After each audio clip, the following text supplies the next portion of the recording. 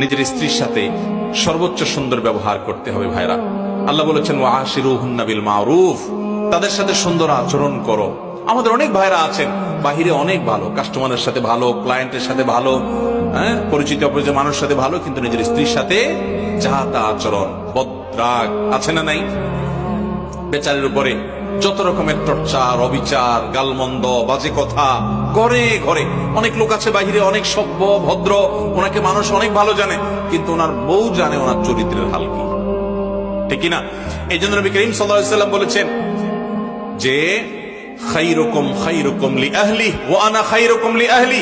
তিনি বলেছেন তোমাদের মধ্যে সবচেয়ে ভালো মানুষ কে? এই মাহফিলের মধ্যে সবচেয়ে ভালো মানুষ কে? যে তার পরিবারের কাছে, কোন কোন হাদিস তিনি স্ত্রীকে নির্দিষ্ট করে বলে দিয়েছেন যে তার স্ত্রীর কাছে ভালো। অর্থাৎ স্ত্রী যদি বলে দিল থেকে যে আমার সাহেব, আমার স্বামী ওনার মতো মানুষ হয় না, উনি আসলে একজন অমায়িক ভালো মানুষ, এই সার্টিফিকেট যদি বউয়ের কাছ থেকে নিতে পারেন তো আল্লাহর কাছেও আপনি ভালো নিতে পারবেন। সবাই যায় বাসায় বউকে জিজ্ঞাসা করবেন যে হাদিসের ভাষ্য মতে তোমার সার্টিফিকেট ছাড়া আমি ভালো হওয়ার সুযোগ নাই, আসলে আমি মানুষটা কেমন বলো। যদি বউ হেসে দেয় পিক করে, তাহলে বুঝবেন যে কাহিনী ভিন্ন। বুঝতে পেরেছেন? যদি হেসে দেয় তাহলে বুঝতে হবে আলামত ভালো না। অতএব স্ত্রীর কাছে ভালো হওয়ার জন্য নিজের আচরণটাকে সুন্দর করার চেষ্টা করতে হবে ইনশাআল্লাহ। অনেক মানুষ আছে এই জায়গা ধরা খেয়ে যাবে।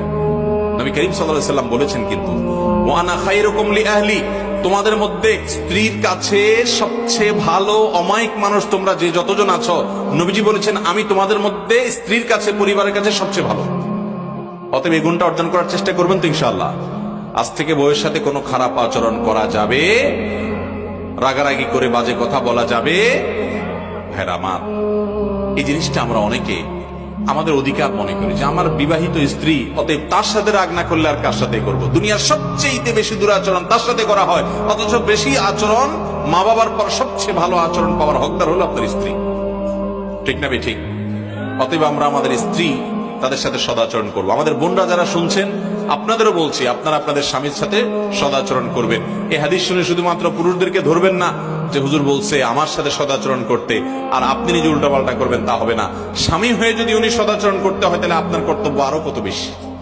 আল্লাহ তাআলা আমাদের সবাইকে এই উন্নত আখলাক এবং চরিত্র এটা অর্জন করার তৌফিক দান করুন। চেষ্টা করবো তো ইনশাআল্লাহ।